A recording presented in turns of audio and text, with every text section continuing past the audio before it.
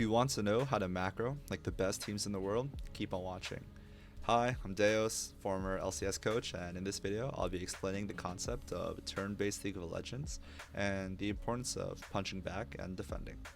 So, what is turn-based League of Legends? Even though these are different mediums, to help you visualize the concept, I want you to imagine boxing. The round starts and both fighters have an end goal and both are working towards it. One fighter will throw the first punch and the other fighter can defend or counterpunch. Disclaimer, I'm not a fighter, so this is a gross oversimplification. League functions in a similar way. Obviously, there's a ton of nuance to this, and I'll make a video touching on those in the future, but for now, let's settle in on the basics. Turn-based League of Legends is the concept that explains the reasoning behind the constant trading in the game. When you make a play, and in between there's a counterplay. These are the turns. They can do a counterplay because you expended resources in making your own play, using their waves, numbers, and time. The round is when both teams are active on the map attempting to achieve their goal.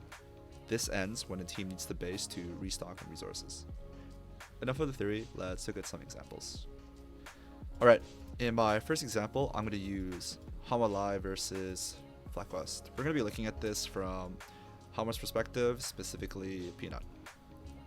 So when we're applying this concept, let's first ask the question, what is Peanut and Hanwha's goal on this round? Specifically the first clear. Their goal is to utilize Zyra's fast full clear and be first to impact bottom. The expectation here on FlyQuest's end is that Nunu is either going to match or he's going to go opposite side because his clear is lower. Hanwha just confirmed Inspired's location. He's slower, so he doesn't really have a counterplay here. Can't dive top, important to note. And now Peanut, we're using the fact that he's first here to just get some pressure. We get a good chunk on Leona. This is awesome, and we essentially accomplished our goal for the round. Peanut bases, and while this happens, Inspired actually goes for a play on Zeka. Now, this is Fly's turn. Because of this, from Hanwha's perspective, it's time for our counterpunch. So, from the perspective here, what can we do with our tempo advantage? What can we do with our turn? Well, we have a couple of options.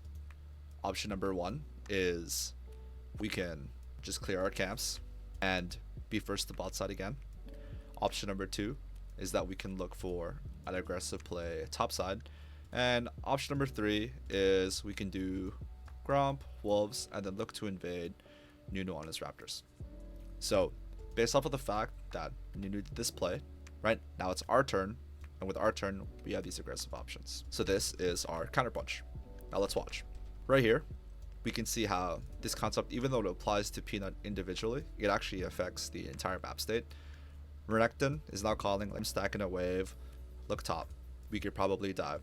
Peanut goes, okay, I'm faster than Nunu. He used his turn mid, so I will be first to top. We're running straight top here, and we get this really easy to execute dive. Bippo tries his best, but his best wasn't good enough. Awesome. Pause. Let's look at the sequence. So the goal of the first round, packed bot. This was our attack, Hanwha's attack, and then Inspired did a counter punch by ganking mid. Because he ganked mid, he's now slower on the map. So Zyra did a counter punch of having top lane. And now we'll see the nuance of this concept. What can Inspired do as a counterplay? Because right now, Hanwha know for a fact that Inspired is most likely on his bot side camps, specifically his Gromp or his Wolves. Well, because of how the initial jungle clear was, the only thing that Inspired could do is he can either invade camps or he could be faster onto top side. Here we see an example of Hanwha correctly noticing this and attempting to cover the play. This is why Delight is here. Delight is here to mark the Nunu and to see what he does. They see Leona, they see Nunu.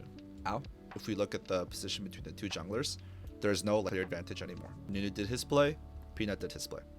Essentially, they're going to be clearing at relatively the same speed, but Zyra clears a bit faster with their faded ashes. So, let's watch. We're going to be waiting for the next aggressive play. It's 5 minutes, so now the end goal is this dragon or these grubs. Peanut here uses his time to either play for the dragon, but since he's stronger, what he's going to want to do is he's going to want to play for these grubs. And he's going to want to match Inspired. So as we watch, this is what exactly happens. He does the Krugs over the wall, and he comes over here and matches. This is another really important concept in League of Legends. If you're stronger, you want to match the enemy opponent. Don't give them cross maps for free. Inspired uses his time to yoink one grab. Zyra gets 6. Pause. So if you look at it again on the mindset of turns and rounds, Inspired used his turn to go for the one grab. Zyra matched. Inspired can no longer be on the top side, so he's going to look for a counter play. Zyra has 2 options. She can either look to match him again on bot side, or she can look to make a counter play top side.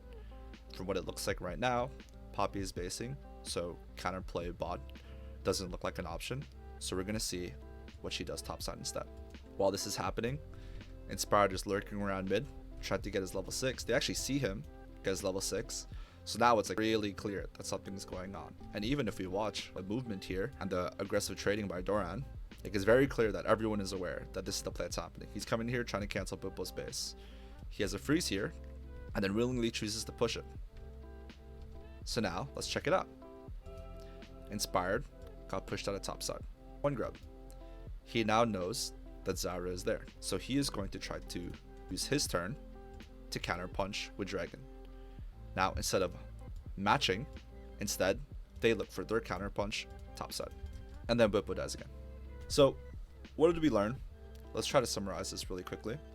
In 7 minutes, let's track the rounds and the turns. First round, goal is to play bot side. We chunk out Leona, we get the bot grab. Awesome. We see Nuno on mid, and now we have a turn. On this round, the goal is to make a proactive play and abuse Zyra's tempo advantage. Also keep in mind that the objectives are spawning, so the end goal is one of the objectives on this round. So let's see. Our turn, we spend top. Inspired does not have a counterplay bot side based off of the map to let his matching, so his only option is to play into top.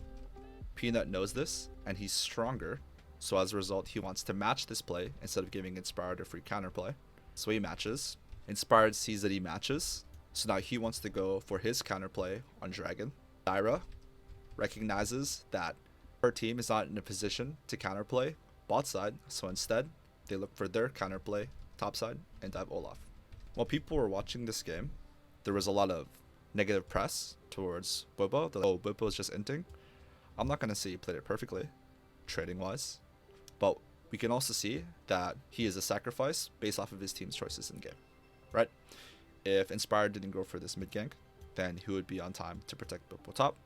If Inspired and FlyQuest didn't go for this dragon, then he would be in time to protect him. In this next example, we're going to be looking at G2 versus T1 game 1. We're going to be looking at it from T1's perspective.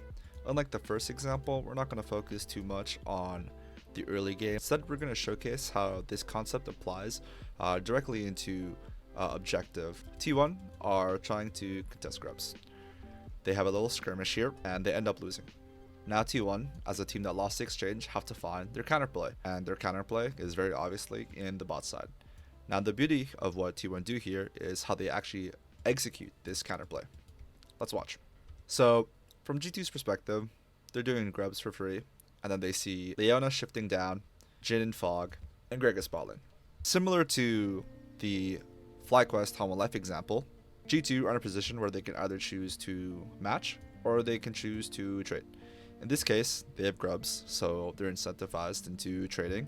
And not only that, from their perspective, it seems like it's very clear that T1 have numbers advantage bot side. They go, get grubs, Ahri shows back on mid, Jax is bot lane, and then they see Jhin. Confirmed, right, we're going to look for this topside play. And then as they go for this, surprise, surprise, it's Gragas, and it's Leona. So this is what I meant earlier about the nuance to these situations. Yes, one team will go for a play, and then the enemy team will counterplay, but the skill is when the enemy team goes for the player and you stuff them, technically you've made 2 plays at the same time.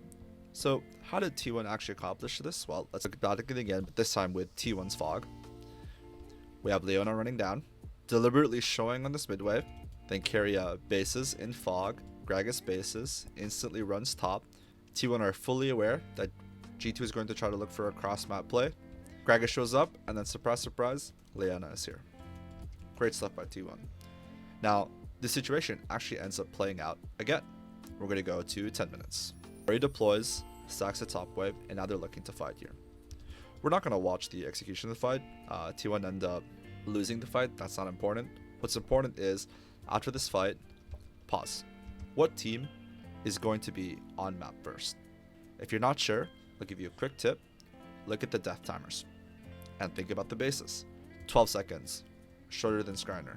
17 seconds, shorter than Ari. 23 seconds, Jin needs the base. He has 50,000 gold. T1 know this, and as a result, they are now in the trading mindset. They're already planning their counterpunch.